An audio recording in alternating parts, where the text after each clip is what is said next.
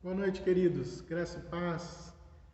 Seja muito bem-vindo ao nosso culto desta noite, que nós possamos adorar verdadeiramente ao nosso Deus. Quero compartilhar com vocês, para nós iniciarmos a palavra que está no Salmo 95, os versículos de 1 a 3. Salmo 95, de 1 a 3, que diz assim: Venham, cantemos ao Senhor com alegria, aclamemos a rocha da nossa salvação. Vamos à presença dele com ações de graças, vamos aclamá-lo com cânticos de louvor. Pois o Senhor é o grande Deus, o grande Rei, acima de todos os deuses. Até aqui. Vamos orar? Senhor bendito, muito obrigado, Pai, por podermos estar na sua presença. Que a tua graça, o teu amor e a tua misericórdia sejam derramados sobre cada lar, ó Deus, que está assistindo esse culto, ó Pai. Que o Senhor, ó Pai, possa nos abençoar nesta noite através da sua palavra. Que nós também, Senhor, cada pessoa que está vendo esse culto, possa realmente se voltar ao Senhor de todo o coração, da maneira como estiver, ó Deus, entregar o seu coração nesta noite ao Senhor, a fim de que o Senhor, ó Deus, nos abençoe e nos transforme, a fim de que o Senhor, ó Deus, derrame cura, derrame da tua salvação sobre as nossas vidas, Pai. Abençoa o teu povo nesta noite e receba o nosso culto. Em nome de Jesus. Amém. Vamos louvar o Senhor, adorá-lo de todo o nosso coração. Cante com alegria.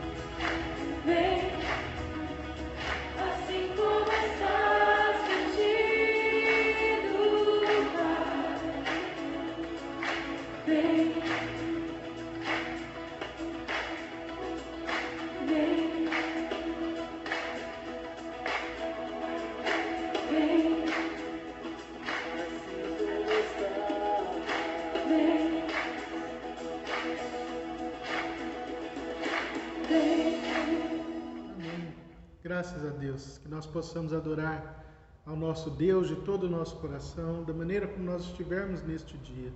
Mas também, se nós não estivermos bem, que nós possamos colocar isso diante de Deus. Se nós estivermos alegres, felizes, que você possa também colocar isso diante de Deus, adorando, ouvindo a sua palavra.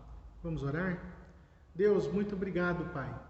Obrigado porque o Senhor nos acolhe como estamos, quando nos achegamos ao Senhor, mas o Senhor nos ama de tal maneira que transforma as nossas vidas, ó Pai, para que nós sejamos de acordo com a sua vontade, para que a nossa vida seja uma vida que agrade ao Senhor, Pai, para que os nossos atos sejam atos de louvor e gratidão ao Senhor por toda a nossa vida depois que nós nos encontramos contigo. Obrigado pela salvação em Cristo Jesus. Obrigado, Deus, porque nós podemos nos reunir e ouvir a sua voz, ainda que pela internet, Senhor. Muito obrigado por esse privilégio. Enquanto muitos irmãos nossos não têm esse privilégio, não podem se reunir em tempo nenhum, ó Deus. Pai, que o Senhor os abençoe, que o Senhor cuide desses irmãos que estão em missão pelo mundo, que o Senhor os fortaleça, que o Senhor, ó Deus, esteja trazendo sobre suas vidas aquilo que eles necessitam, Senhor, aquilo que eles estão precisando nesse momento, Pai. Abençoa os missionários, ó Deus, que estão espalhados por todo o mundo levando o Teu Evangelho. Abençoa também a cada um de nós, que somos discípulos do Senhor aqui, Pai. Ajuda-nos a fazermos a Sua vontade, a pregarmos o Evangelho, apesar do tempo de pandemia, Senhor. Que nós sejamos usados pelo Senhor, que nós sejamos realmente instrumentos Seus, ó Pai, na Tua obra, na obra de salvação de cada pessoa que está se perdendo, Senhor. Pai, que o Senhor também esteja nos abençoando e derramando da Tua graça sobre nós nesse momento, Pai, trazendo cura aos que estão enfermos, cuidando, ó Deus, daqueles que estão nos hospitais, que já foram diagnosticados, ó Deus, com essa doença. Pai, em nome de Jesus, que o Senhor traga cura a todas as pessoas, traga cura ao mundo, Senhor, através de uma vacina eficaz, Senhor. Abençoa o Teu povo, Deus, cuida e protege-nos desse mal, Senhor. Dá-nos sabedoria também, para que a gente não desmereça essa questão desta doença, Pai, mas para que nós tenhamos sabedoria e discernimento para guardarmos as nossas vidas, a vida dos nossos familiares, longe, ó Deus, desta doença tão terrível, que assola não só a nossa cidade, o nosso país, mas o mundo todo. Muito obrigado, Deus, pelo Seu amor e graça. Obrigado pelo perdão do Senhor, pela vida de cada um de nós, Senhor. Por isso te pedimos perdão nessa noite. Perdoa-nos, limpa-nos e transforma-nos também, Senhor, para que façamos sempre a Sua vontade. Ajuda-nos a viver de forma a Te agradar. Esteja também abençoando o Teu povo. Esteja, ó Deus, abrindo as nossas mentes e o nosso coração para que a Tua palavra, Senhor, crie raízes profundas nas nossas vidas, ó Deus, para que a gente realmente se torne praticantes, ó Deus, da Tua vontade, praticantes da Tua palavra, ó Deus, aonde quer que nós estejamos. Abençoa-nos neste momento, em nome de Jesus, Pai, e aceita o nosso culto, em nome de Jesus. Amém e amém. Amém? Queridos, eu quero partilhar com vocês a palavra do Senhor nesta noite, no texto de 2 Samuel, capítulo 6, os versículos de 1 a 23. Vamos lá, 2 Samuel, capítulo 6, nós vamos ler do versículo 1 até o 23. Você pode abrir aí a sua Bíblia. 2 Samuel, capítulo 6, nós vamos ler a partir do versículo 1. Vamos lá? Diz assim: De novo, Davi reuniu os melhores guerreiros de Israel, 30.000 ao todo.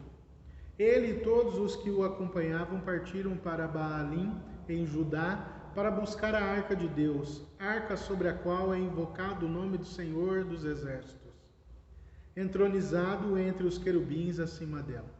Puseram a arca de Deus num carroção novo e a levaram da casa de Abinadab na colina. Uzá e Aiô, filhos de Abinadab, conduziam o carroção. Com a arca de Deus e Aiô andava na frente. Davi e todos os israelitas iam cantando e dançando perante o Senhor ao som de todo tipo de instrumento de pinho, harpas, liras, tamborins, chocalhos e símbolos. Quando chegaram à eira de Nacon, Uzá esticou o braço e segurou a arca de Deus, porque os bois haviam tropeçado. A ira do Senhor acendeu-se contra Uzá por seu ato de irreverência. Por isso Deus o feriu e ele morreu ali mesmo, ao lado da arca de Deus. Davi ficou contrariado porque o Senhor, em sua ira, havia fulminado Uzá. Até hoje aquele lugar é chamado Pérez Uzá. Naquele dia, Davi teve medo do Senhor e se perguntou: como vou conseguir levar a arca do Senhor? Por isso ele desistiu de levar a arca do Senhor para a cidade de Davi. Em vez disso, levou-a para a casa de Obed-edom de Gate. A arca do Senhor ficou na casa dele por 3 meses, e o Senhor o abençoou e a toda a sua família. E disseram ao rei Davi: o Senhor tem abençoado a família de Obed-edom e tudo o que ele possui, por causa da arca de Deus. Então Davi, com grande festa, foi à casa de Obed-edom e ordenou que levassem a arca de Deus para a cidade de Davi. Quando os que carregavam a arca do Senhor davam 6 passos, eles sacrificavam um boi e um novilho gordo. Davi vestiu o colete sacerdotal de linho e foi dançando com todas as suas forças perante o Senhor, enquanto ele e todos os israelitas levavam a arca do Senhor ao som de gritos de alegria e de trombetas.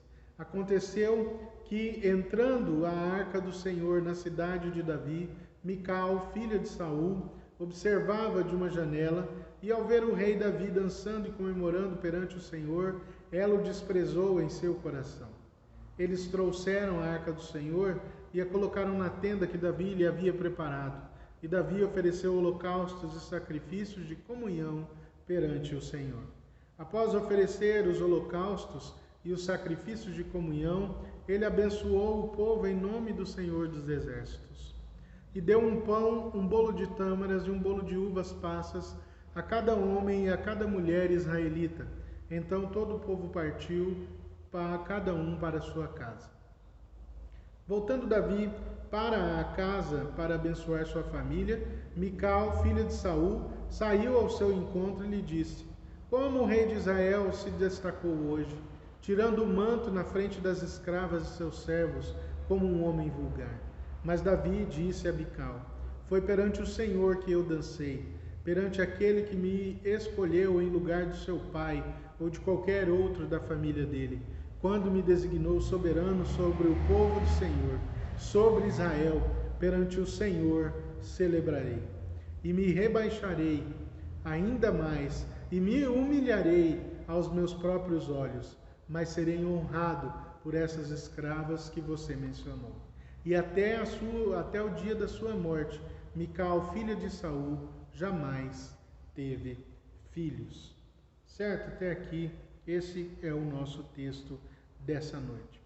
Queridos, todas as vezes que nós ouvimos falar, principalmente nesse período agora, sobre a questão dos evangélicos no nosso país, nós temos visto que a classe evangélica não é uma classe que tem sido muito bem vista pelas pessoas. A exemplo da igreja primitiva, o texto da igreja primitiva lá em Atos vai nos mostrar que aquela igreja que nascia contava com a simpatia de todas as pessoas que rodeavam aquela igreja. Como será que é vista a nossa igreja no nosso bairro? Como será que é vista a igreja de Cristo hoje, não é? Diante de todas essas coisas que têm acontecido, diante de muitas coisas que aconteceram antes disso. É interessante ver, não é, que nós chegamos a um ponto onde a exposição clara da palavra de Deus já não agrada mais às pessoas. Muitos têm sono, outros dizem que esse tipo de palavra é difícil demais de ouvir, porque eles querem ouvir coisas boas, não querem ouvir serem confrontados com o pecado, não querem saber de palavras que levem a arrependimento, palavras que mostrem que eles estão errados. Que tipo de igreja, que tipo de pessoas nós estamos vendo que se dizem evangélicos, ou seja, aqueles que são seguidores do evangelho, que professam o evangelho, que tipo de gente nós temos visto? A grande maioria se diz evangélico, mas na realidade não são, porque a palavra que significa evangélico não mostra que essa pessoa vive ligada intimamente ao evangelho do Senhor. Ela não pratica esse evangelho, não é, na sua vida junto dos seus. Aquele que se diz evangélico tem que vivenciar esse evangelho todos os dias da sua vida, em cada área, como um bom discípulo deve fazer. Mas o que as pessoas gostam de ouvir? Coisas boas, coisas como que você será abençoado, acredite na promessa do Senhor, creia de todo coração que você será próspero, faça isso ou faça aquilo e a prosperidade baterá à porta da sua casa, como se Deus fosse o dono da loteria federal e fosse dar prêmios a quem desse uma oferta, a quem fosse fazer qualquer coisa em troca dessas bênçãos, porque é isso que as pessoas têm buscado muito mais do que a palavra de Deus, têm buscado bênçãos. É interessante ver que nesse nosso tempo, tempo de pandemia, aonde estão essas igrejas que falavam tanto desse evangelho da prosperidade? Onde estão aquelas curas, milagres que eles diziam fazer? Esse tempo de pandemia veio também separar o joio do trigo um pouco, mostrar quem é e quem não é de Deus, quem é que segue a Jesus verdadeiramente e quem não segue. Eu preciso tomar muito cuidado e esse tempo de pandemia deve servir para mim e para você, para nós avaliarmos a nossa fé, para nós vermos que tipo de bênção eu espero do meu Deus, que tipo de vida eu também estou dando ao meu Deus. Será que realmente nós somos cristãos de verdade? Você pensando aí com você mesmo, será que você é um autêntico discípulo de Jesus? Será que realmente você será abençoado, como muitos daqueles pastores dizem? E se você não for, o que você vai fazer da sua vida? Descrerá de Deus? Não seguirá mais? Não o buscará mais? Então eu quero conversar com vocês nessa noite sobre as bênçãos de Deus sobre aqueles que são seus discípulos, as bênçãos de Deus sobre a vida daqueles que são verdadeiramente seus discípulos. Quando nós olhamos para a história do grande rei Davi, nós podemos ver que ele foi um homem realmente abençoadíssimo por Deus. Davi foi abençoadíssimo por Deus, porém para que ele chegasse num alto patamar, foi necessário que ele vivenciasse certas coisas na sua vida, que para muitos pastores da nossa época seria coisa impossível. Muitos não aguentariam o baque, para muitos cristãos não aguentariam tudo o que Davi passou na sua vida, porque Davi foi chamado de um homem segundo o coração de Deus, mas ele foi o último a ser escolhido na sua casa. Até o seu próprio pai teve que se lembrar: não, tem mais um filho que está lá pastoreando as ovelhas. Ele foi menosprezado até mesmo pelo profeta Samuel, que havia ido à casa do seu pai para que ele ungisse aquele que Deus escolhia. Deus teve que falar com o profeta Samuel, dizendo para ele: olha, você olha o exterior, mas eu vejo o coração. Não é nenhum desses aqui não. E aí quando Davi chega, Deus fala para Samuel: é esse que é o meu escolhido.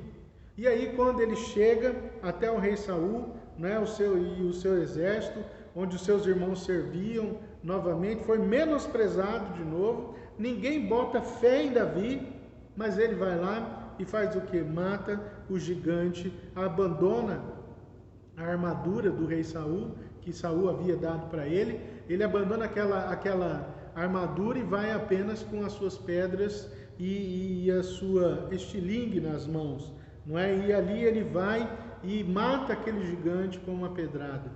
E depois ele volta aclamado, ganha os prêmios, inclusive a sua esposa, né? A filha do rei. Mas depois, o que acontece?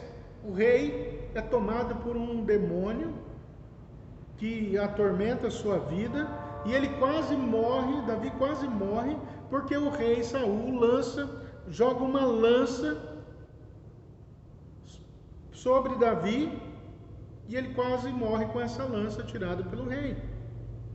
E depois que o rei fica sabendo que ele havia sido ungido pelo profeta, aí que começa a perseguição sobre a vida de Davi e tenta matá-lo de todas as formas. E Davi então foge da presença do rei e acaba tendo de viver no deserto, escondido em cavernas, em grutas, e um dia ele estava com tanta fome que acabou até por comer os pães destinados à casa do Senhor. Mas Deus o abençoou por isso também. Não trouxe nenhum mal sobre a vida de Davi, não é, porque entendeu que era fome. Quando Davi ascende ao trono, ou seja, ele toma o trono, seus filhos, depois disso, só lhe dão trabalho, a ponto de um deles o perseguir para matá-lo. Um irmão abusa sexualmente da sua meia-irmã. Ele mesmo cai em adultério, mata o marido da mulher com a qual ele adulterou, e o filho desse relacionamento não sobrevive ao nascimento. Quando ele tenta construir o templo do Senhor, que era o que ele mais desejava, o homem segundo o coração de Deus, Deus olha para esse homem e diz para ele: Davi, você não pode fazer isso. Mas por que, Senhor?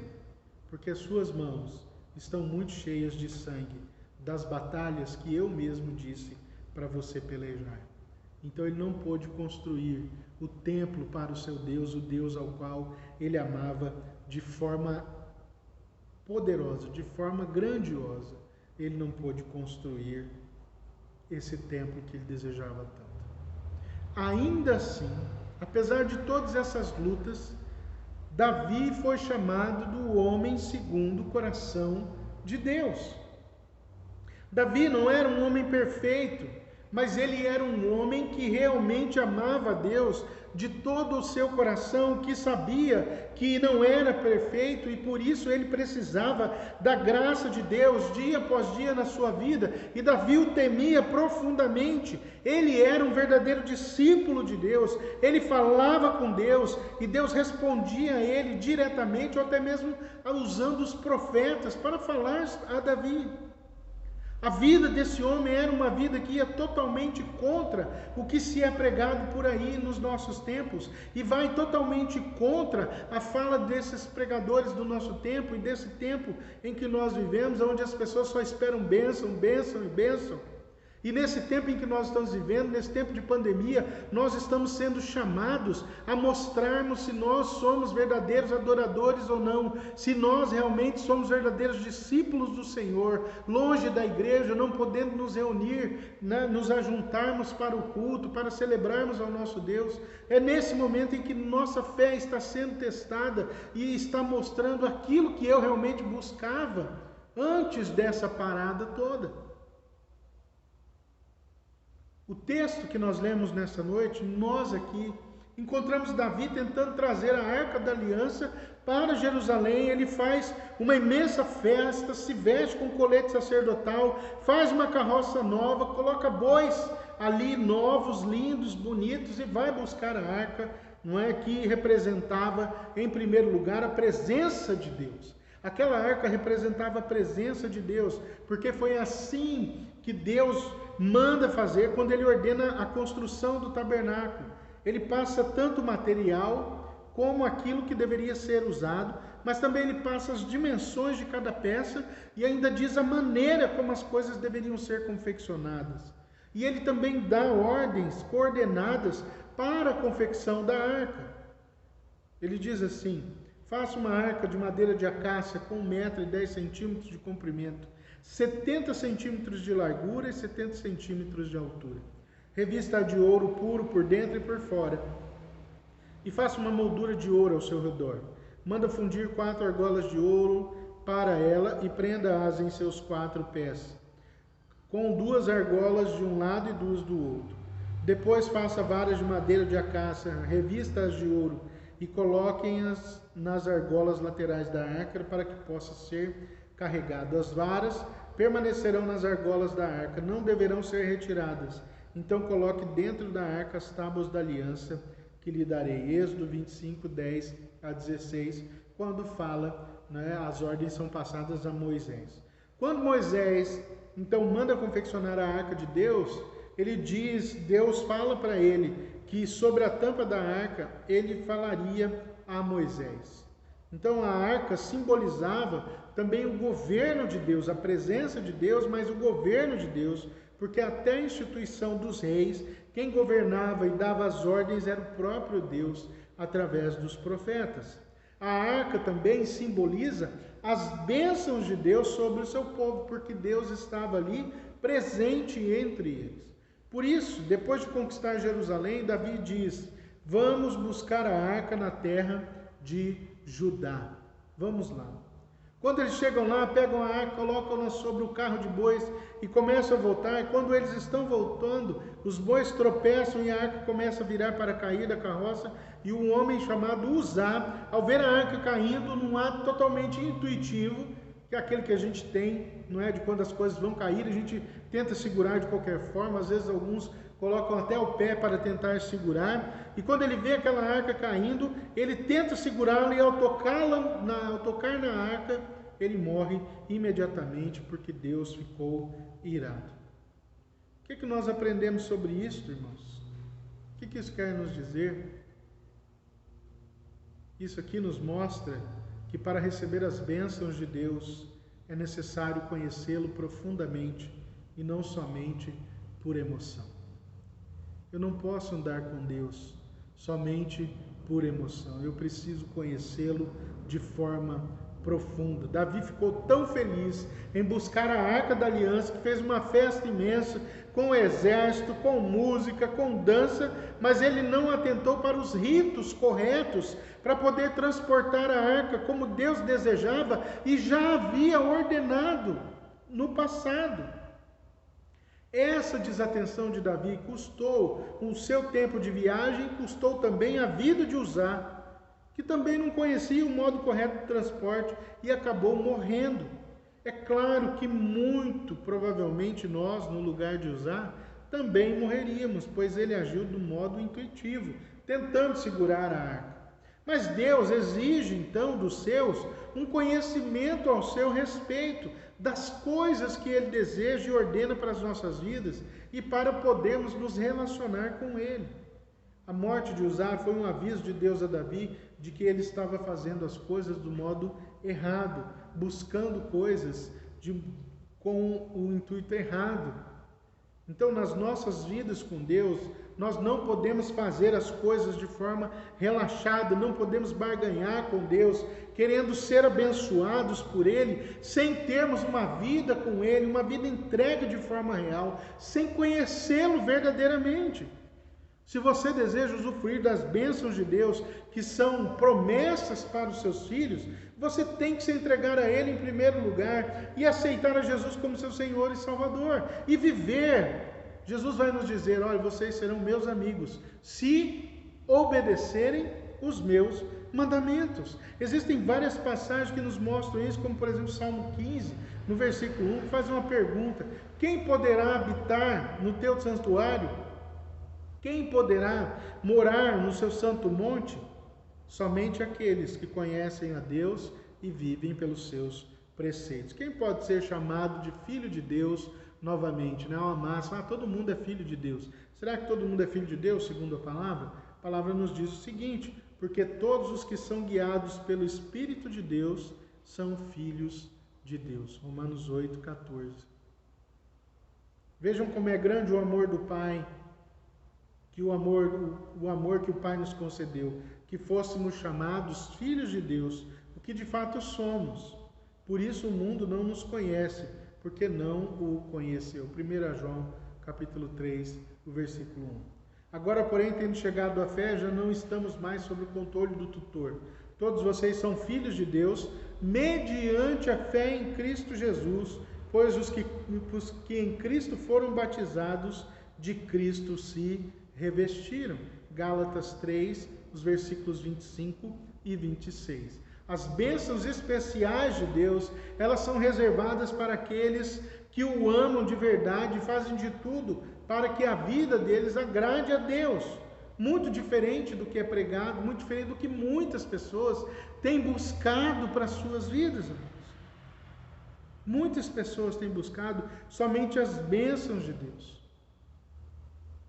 É isso que a gente deve tomar cuidado, para não ser apenas mais um dentro da igreja. Mas nós precisamos sim, queremos agradar a Deus de todo o nosso coração, não só na igreja, mas fora da igreja, não só no tempo onde nós podemos nos reunir, quando nós podemos festejar, nós podemos cultuar ao nosso Deus, mas agora também, quando nós não podemos estar juntos, nós precisamos mostrar que nós somos de Cristo, que nós vivemos por Cristo, e é assim que nós vamos sendo abençoados por Deus todos os dias. É isso que nós desejamos. Muitas pessoas não são abençoadas porque vivem uma vida de aparência somente. Se você deseja as bênçãos de Deus, você tem que ter um relacionamento íntimo com o Senhor.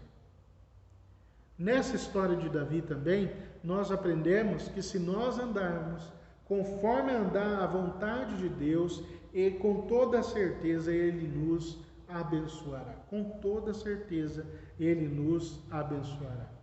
Quando a gente vai para o texto, a gente vê que Davi fica muito triste com aquilo que aconteceu, principalmente com a morte de Uzá.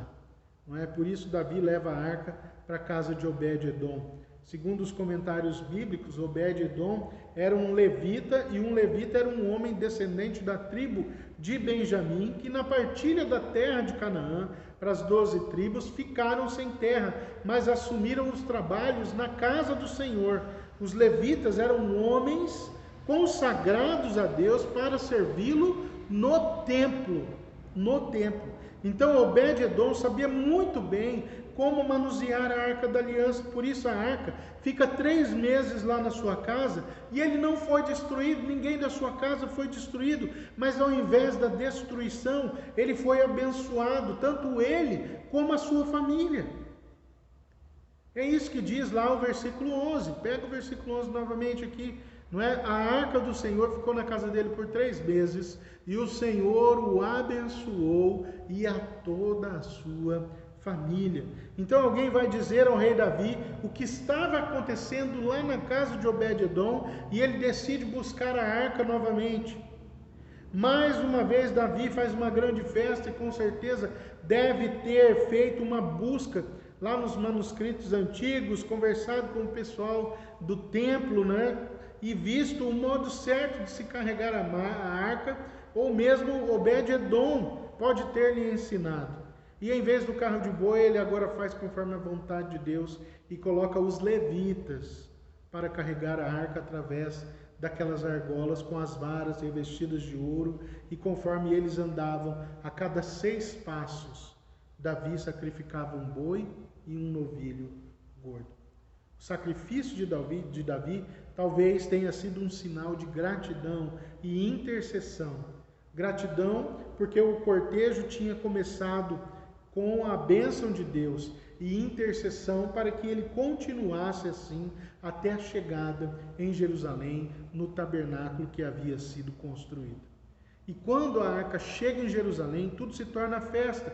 Por que se torna festa? Porque o símbolo da presença de Deus, das bênçãos de Deus e do governo de Deus estava ali presente com eles. E é por isso que houve uma grande festa com júbilos, altos gritos de alegria e ao som de trombetas.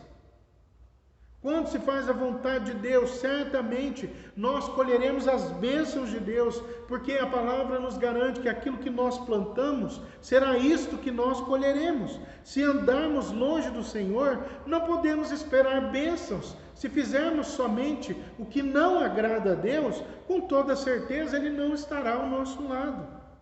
Mas se nós nos voltarmos para Ele com um coração quebrantado, com um coração arrependido, Ele nos perdoa e começa uma nova história conosco a partir daquele momento que você se arrepende. E então Deus trata a sua vida e Ele te abençoa naquele momento. Davi fez o que era errado, mas ele conserta o seu erro e levou a arca para Jerusalém com todo louvor, mas havia todo louvor ali, mas havia zelo. Note que a festa toda foi até antes de chegar dentro do tabernáculo. Porque o tabernáculo não era lugar de pulo, não era lugar de grito, não era lugar de nada disso. Havia o local correto de pôr a arca. Havia as coisas certas para introduzir a arca, a forma correta. O louvor, a dança, foi tudo antes. Foi até chegar o momento que a arca adentrou o tabernáculo.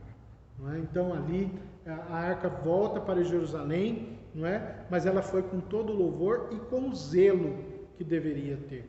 Por isso o Senhor abençoou Davi e abençoou toda a trajetória da arca, desde a casa de Obed-edom até Jerusalém.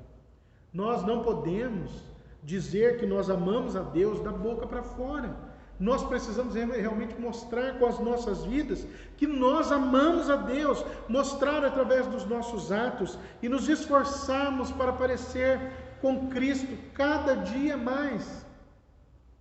Nesse tempo de pandemia, como é que nós temos abençoado as vidas das pessoas que nos cercam? O que é que você tem feito para mostrar que você é de Cristo? É preciso fazer essa análise da nossa vida nesse período, porque nós continuamos a ser igreja. Embora não possamos nos reunir no nosso local de adoração, no nosso templo, né, na nossa igreja, nós permanecemos como templos do Espírito Santo. O Espírito Santo habita em nós. E nós devemos mostrar que nós realmente somos a habitação do Espírito Santo. Mical, que era filha de Saul, em vez de adorar a Deus naquele momento, ela ficou apenas reparando em Davi. E depois, em vez de ser abençoada com os presentes repartidos por ele, causou ainda mais contenda no casamento deles. Davi termina tudo aquilo que ele havia feito e vai para casa para abençoar a sua família. Era isso que ele estava tentando fazer. Mas quando ele chega, Mical, em vez de adorar a Deus, de agradecer a Deus, ela causa contenda dentro do casamento. Ela estava presente a tudo ali, vendo tudo, mas ela não se importava. E por isso, o texto nos diz, não é? Lá no versículo 23, nos diz assim: e até o dia da sua morte, Mical, filha de Saul, jamais teve filhos. Mical, filha de Saul, jamais teve filhos. Não é? Jamais. Amados, se nós dissermos que nós somos evangélicos, nós devemos verdadeiramente viver e sermos anunciadores deste Evangelho de Jesus. Nós hoje não precisamos de uma arca mais, da Arca da Aliança. Ela foi usada por Deus dentro dos propósitos do Senhor, para a construção do seu povo, para a construção do templo, e tudo que havia no templo prefigurava Jesus Cristo. Jesus Cristo já veio, nós não precisamos mais da arca, nem das coisas que haviam mais no templo. Não precisamos mais. Isso não faz parte. Não é? Porque Deus não só Ele habita conosco, como Ele habita em nós agora. Não é? Nós somos o templo. O Espírito Santo habita dentro de nós, e nos abençoa dia após dia. Nós temos a promessa de Jesus de que Ele estaria conosco até o fim dos tempos. Então nós não estamos só, nós podemos confiar nas promessas de Deus, porque Deus nos ama e Deus nos abençoa diariamente.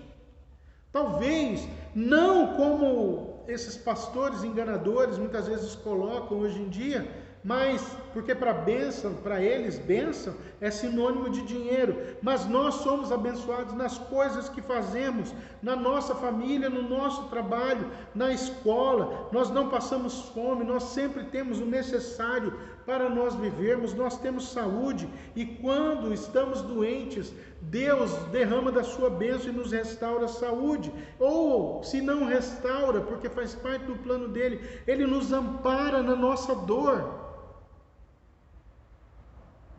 É isso o que acontece na minha vida e na sua vida.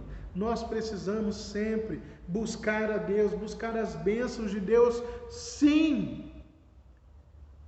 Mas saiba que as bênçãos de Deus são derramadas à vida daqueles que têm um relacionamento profundo com o Senhor. Saiba que as bênçãos de Deus são derramadas para aqueles que realmente desejam fazer a vontade de Deus o tempo todo nas suas vidas. A história de Davi, nesse momento, nos mostra, irmãos, que Deus quer abençoar a vida dos seus discípulos, mas Ele vai abençoar aos seus discípulos. Discípulo quer dizer seguidor de Jesus, aquele que anda nos caminhos de Jesus.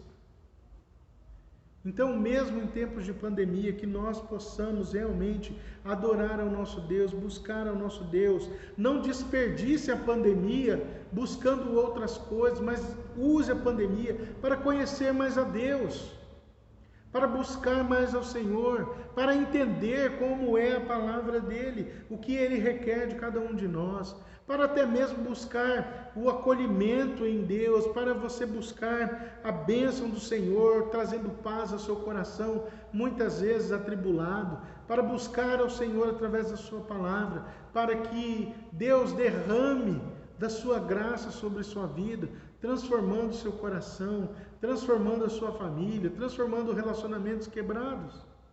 Busque a Deus de todas as formas. Devemos buscar a Deus de todas as formas. O Espírito Santo, amado, Ele habita em você e Ele te abençoa todos os dias. Todos os dias. Porque as misericórdias do Senhor se renovam a cada manhã. A cada manhã. Deus renova a sua misericórdia sobre nós. Sobre nós. Somos abençoados. Deus tem cuidado de nós. Nós não podemos pensar que as bênçãos de Deus são traduzidas somente por bens materiais. Se a sua família está bem, você não está doente, graças a Deus você não pegou essa doença terrível aí do coronavírus, você está sendo abençoado por Deus. Então seja grato, honre ao Senhor com a sua vida. Honre ao Senhor com os seus atos, atos em prol do próximo, ajudando a quem precisa. Queridos, a palavra de Deus para nós nessa noite é para que nós façamos uma avaliação da nossa vida e vejamos o quanto Deus já te abençoou, já nos abençoou. E se você viu algo errado, que precisa ser corrigido, que precisa ser abandonado na sua vida, que você faça isso nesse momento, nessa noite, e busque o arrependimento, e busque consertar a sua vida, para que a bênção de Deus seja derramada sobre você. Coloque Deus como prioridade na sua vida, e Ele vai te abençoar. Honre ao Senhor, e Ele te honrará. Amém? Vamos orar? Feche seus olhos. Vamos orar agradecendo ao nosso Deus. Pai bendito, muito obrigado, Senhor, pela Tua palavra. Ajuda-nos a buscarmos aquilo que realmente importa nas nossas vidas. Pai, em nome de Jesus, não nos deixe ficarmos cegos, ó Deus, por causa das coisas do mundo, Senhor. Não nos deixe, ó Pai, sairmos do caminho do Senhor, ó Pai, pela tentação do inimigo, que muitas vezes coloca várias coisas chamativas, ó Deus, muitas vezes coisas que são falhas no nosso coração, na nossa fé, Deus, para nos tirar a atenção do caminho e nos tirar do caminho do Senhor, Pai. Protege o teu povo, Senhor, em nome de Jesus. Coloca teus anjos acampados, ó Deus, sobre cada lar que está assistindo essa mensagem, ó Deus, a fim de que o Senhor nos proteja e nos livre dos dardos inflamados do maligno. Ajuda-nos a crescer na fé, Senhor, a buscar mais a Ti, para que a nossa vida seja um perfeito louvor ao Senhor, para que os nossos atos sejam sempre atos de gratidão ao Senhor, ó Pai, a fim de que nós, aí sim, possamos ser verdadeiramente abençoados por Ti. Pai, não nos deixe perdermos também a noção de que nós precisamos ser gratos ao Senhor todos os dias, Pai. Ajuda-nos a sermos cada vez mais gratos pelas bênçãos do Senhor. Ajuda-nos a enxergar, Senhor, as bênçãos do Senhor derramadas sobre as nossas vidas, sobre as nossas famílias, todos os dias, Pai.